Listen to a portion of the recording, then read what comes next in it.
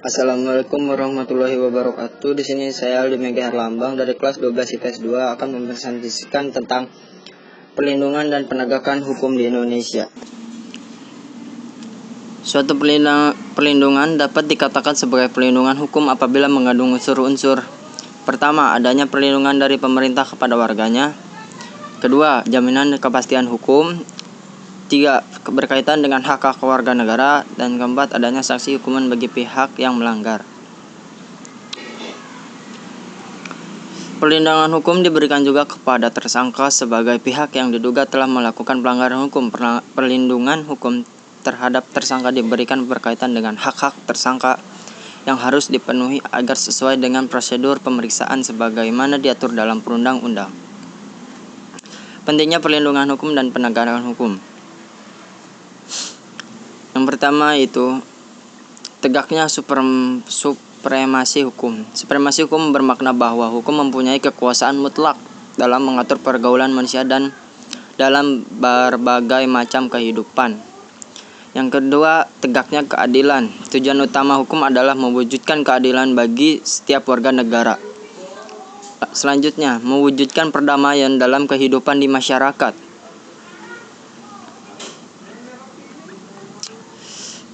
Menurut Surjano Sukanto, keberhasilan proses perlindungan dan penegakan hukum tidaklah semata-mata menyangkut di tegaknya hukum yang berlaku, akan tetapi sangat bergantung pada beberapa faktor.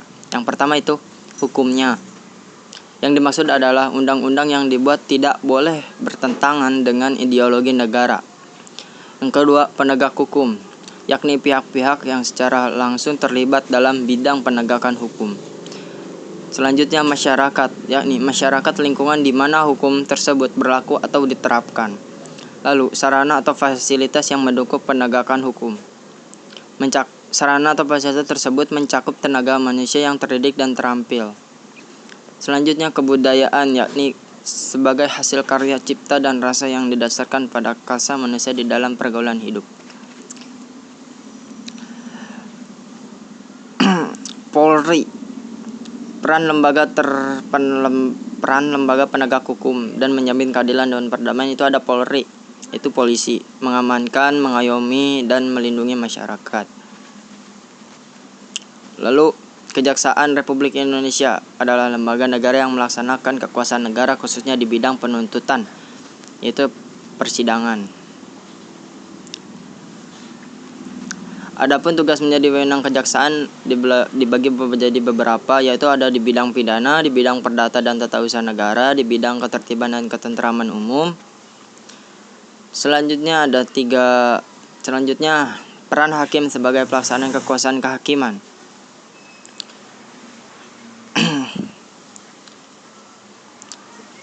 Hakim adalah pejabat peradilan negara yang diberi wewenang oleh undang-undang untuk mengadili suatu permasalahan atau suatu persoalan tentang pelanggaran dan lain-lain.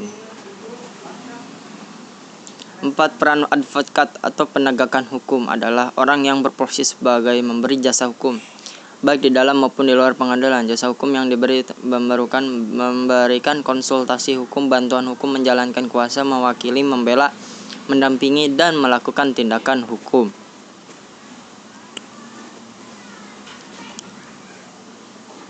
Adapun hak advokat. Pertama, advokat bebas mengeluarkan pendapat, bebas dalam menjalankan tugas profesinya untuk membela perkara yang menjadi tanggung jawabnya. Tidak dapat dituntut baik secara perdata maupun pidana dalam menjalankan tugas profesinya dengan itikat baik untuk kepentingan pembelaan klaim dalam sidang pengadilan. Advokat berhak memperoleh informasi, data, dokumen lainnya baik dari instansi maupun pemerintah. Advokat berhak atas kerahasiaannya hubungan dengan klien. Advokat tidak memberikan identik dengan klien dalam membela perkara klien oleh pihak dan berwenang atau masyarakat. Selanjutnya itu ada peran KPK atau Komisi Pemberantasan Korupsi. Tujuannya itu mengatasi, menanggulangi, dan memberantas korupsi. Tujuan dari KPK itu ada banyak, saya cuman ngasih tahu doang. Pertama itu ada supervisi terhadap instansi yang berwenang melakukan pemberantasan tindak korupsi.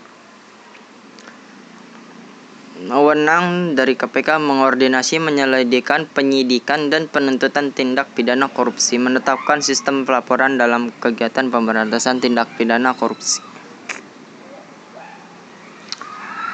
Ada banyak yang lainnya, mungkin dari saya sekian. Billahi taufiq wal hidayah. Wassalamualaikum warahmatullahi wabarakatuh.